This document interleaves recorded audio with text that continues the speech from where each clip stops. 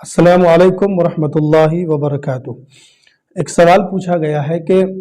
Joint family کے اندر شرعی پردے کا کیا حکم ہے؟ شرعی پردے کے بارے میں جوائنٹ فیملی میں کیا حقوق ہیں، کن کن امور پر کہاں تک پردہ کرنے کی گنجائش ہے، تفصیل سے بتائیں۔ دیکھیں، عورت کا اجنبی مردوں سے پردہ کرنا لازم و ضروری ہے، اگرچہ وہ اجنبی مرد عورت کہ شوہر کا قریبی رشتہ دار ہی کیوں نہ ہو، چاہے اس کا بھائی ہی کیوں نہ ہو۔ شوہر کا جو بھائی ہے، جس کو دیور کہا جاتا ہے، اس کے بارے میں تو حدیث میں بڑی سخت بات کہی گئی ہے۔ حضور نے فرمایا صلی اللہ علیہ وسلم کہ الحم کالموت، کہ شوہر کا جو بھائی ہے وہ موت ہے، دیور گویا کی موت ہے، یعنی اس سے پردہ کرنا بےحد ضروری ہے۔ اب اگر مالی تنگی کی وجہ سے پردہ شرعی کے لیے الگ الگ مکانات کا نظم سخت مشکل اور دشوار ہے، اور بچیاں بڑی ہو چکی ہیں، اس گھر میں جو ہے بہو بھی آ چکی ہیں، تو دو تین باتوں کا خیال رکھا جائے گا خاص طور سے، کہ عورت جو ہے، لڑکے لڑکیاں آپس میں بے تکلف نہ ہوں،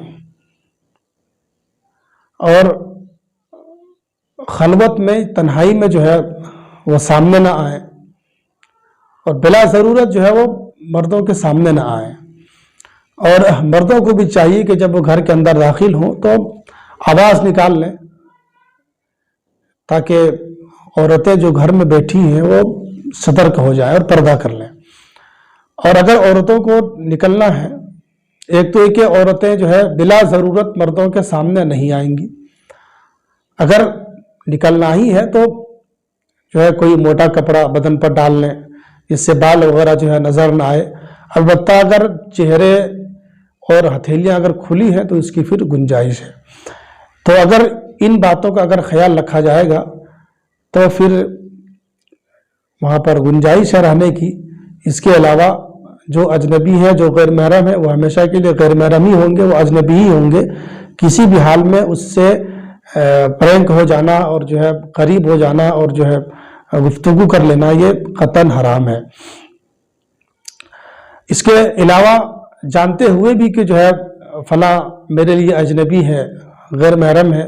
اس سے بے تکلف گفتگو کرنا اور جو ہے دوستی یاری لگانا، یہ شریعت میں بالکل حرام ہے۔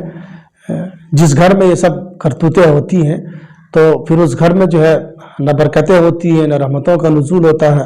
پھر پریشانیاں ہی پریشانیاں ہوتی ہیں، پھر جو ہے شکوے شکایتیں ہوتی رہتی ہیں کہ میں پریشان ہوں، میرے گھر والے سب پریشان ہیں۔ تو جہاں پر دینی شعار جب گھر سے اٹھ جاتا ہے تو پھر اس گھر میں رونقیں ختم ہو جاتی ہیں، شیطان کا اڈا ہو جاتا ہے، اور پھر پریشانیوں کا ایک سیلاب امڑ آتا ہے۔ اس لیے اگر جوائنٹ فیملی ہے، مشترکہ فیملی ہے، تو وہاں پر بھی اس بات کا خیال رکھا جائے گا کہ اجنبی مرد اور اجنبی عورت جو ہے ایک دوسرے سے بے تکلف نہ ہو، بلا ضرورت سامنے نہ آئے، تنہائی میں نہ ملے،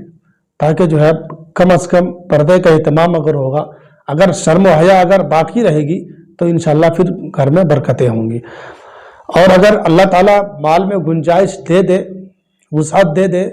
تو سب سے پہلے ضروری کام یہ ہوگا کہ جو ہے پردہ شرعی کے لیے الگ الگ مکانات تیار کر لیں، تاکہ جو ہے یہ اجنبی مرد کا اور اجنبی عورت کا جو ہے آپس میں سامنا نہ ہو، اور پھر جو ہے بے شرمی نہ ہو۔ السلام علیکم ورحمۃ اللہ۔